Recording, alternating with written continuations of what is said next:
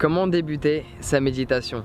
Alors ce que je vais partager aujourd'hui avec toi, c'est tous ces préparatifs que je considère comme étant essentiels pour avoir une méditation des plus agréables et des plus effectives par la suite. Ce qui va te permettre également de te connecter à cette paix intérieure et d'être en harmonie avec qui tu es et le monde qui t'entoure. Mais aussi de ne plus te laisser affecter par tous ces problèmes que tu dois gérer au quotidien. Car tous ces problèmes, ils ont été fabriqués par notre mental. Du fait de se désidentifier de toutes ces pensées, ça va t'aider à te sentir mieux tout au long de ta journée. Donc c'est plutôt utile. Donc ce que je te recommande de faire, c'est de trouver un environnement dans lequel tu te sens bien, un environnement paisible, que ce soit à l'extérieur ou à l'intérieur. Si tu décides de méditer en pleine nature, c'est magique, mais fais juste en sorte d'être à l'écart d'un chemin, d'être à l'écart du bruit des voitures, du bruit des avions, du bruit des bateaux, de tous ces bruits environnants qui peuvent éventuellement perturber ta concentration. Alors si tu veux méditer en intérieur, fais en sorte de ne pas être interrompu constamment par les gens qui vivent chez toi. Que ce soit ta famille, tes amis, tes enfants, dis-leur de ne pas te déranger pendant X temps.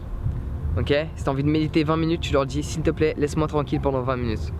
Tu peux même mettre le panneau qu'ils utilisent dans les hôtels. Veuillez ne pas déranger. Alors je ne l'ai pas essayé celui-là, mais tu me diras si ça fonctionne, ok? Moi personnellement je préfère les prévenir. Comme ça au moins je sais que je leur ai dit. Ils peuvent pas me dire j'ai pas vu le panneau.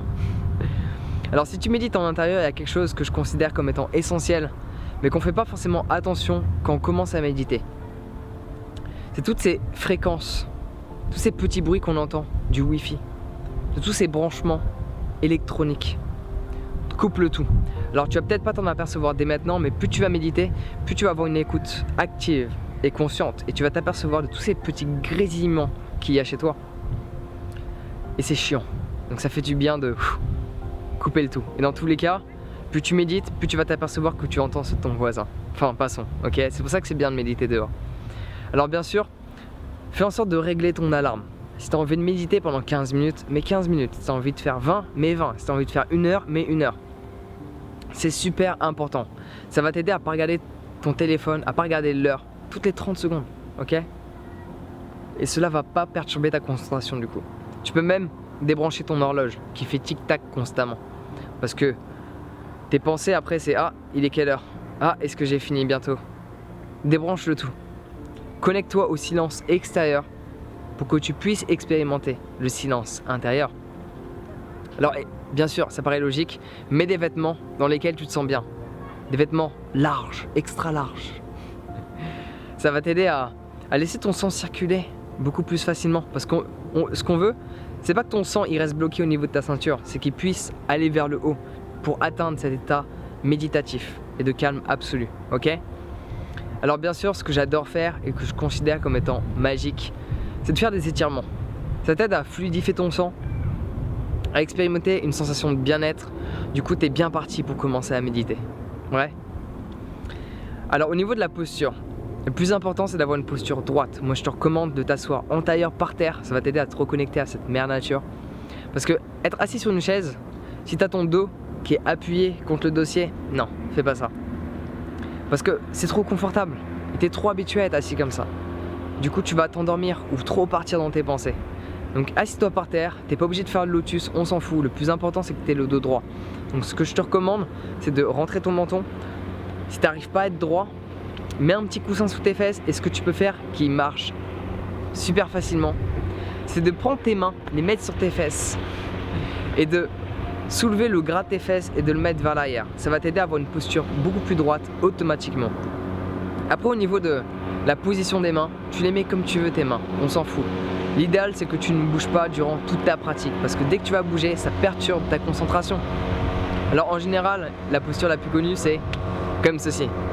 L'avantage c'est que tu médites uniquement comme ça. Quand tu manges, t'es pas comme ça. Quand tu parles avec tes amis, t'es pas comme ça. Du coup, ça t'aide à savoir automatiquement que c'est ta posture de méditation. Mais après, tu les mets comme tu veux. Tu peux les mettre comme ça, tes mains. Tu peux les mettre sur tes genoux, à plat ou vers le ciel. C'est à ton bon vouloir.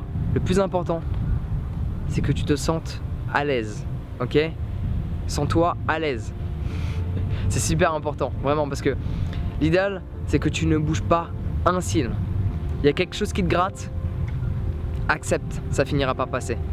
Avec le temps, plus tu médites, plus tu t'aperçois que toutes ces sensations, qui émergent en toi, ben, finissent par passer.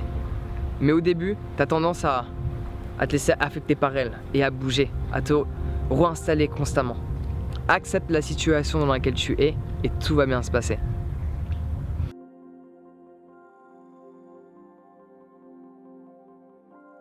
Et le plus important, c'est qu'à chaque fois que tu parles dans tes pensées, ne t'énerve pas.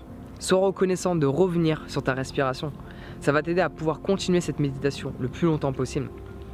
Et bien sûr, si tu veux atteindre le stade méditatif assez rapidement, je te recommande de regarder ma vidéo que j'ai faite pour atteindre le stade méditatif en l'espace de 3 minutes, grâce à une technique qu'on utilise très fréquemment dans le Kundalini Yoga.